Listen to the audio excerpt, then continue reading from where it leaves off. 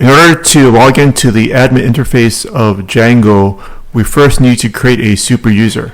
Just in case you've logged out of your terminal, I'm going to show you again how to access the pipenv shell from the beginning.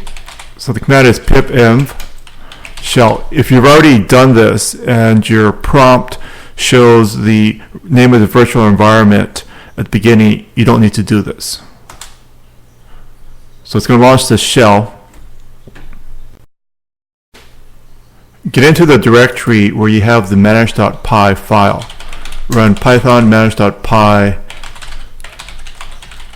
make migrations. This is just to get the database organized. This is just for the admin database. The command is python manage.py migrate. Now we're going to create the super user.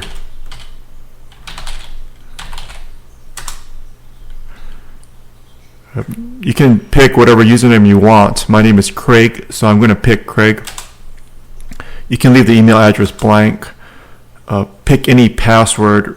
It's just running on your local machine, so you can pick anything like, for example, Django 1234.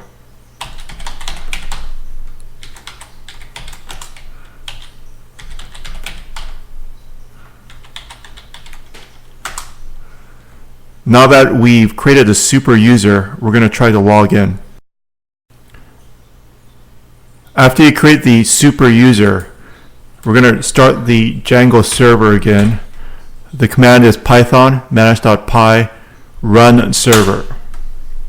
This opens up the server on port 8000 again on the local host. Let's go to the web browser, localhost 8000. Now add /admin. ADMIN, so localhost :/admin. Press enter. Now you have a login window. Log in with the super user that you just created. In my case, the super user username is Craig.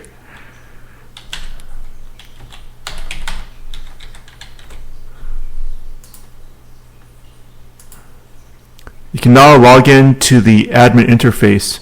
Right now we have not registered any applications, although you could play around and look here, create some users, and other people can log in. But because we haven't registered the app, they cannot upload any content yet.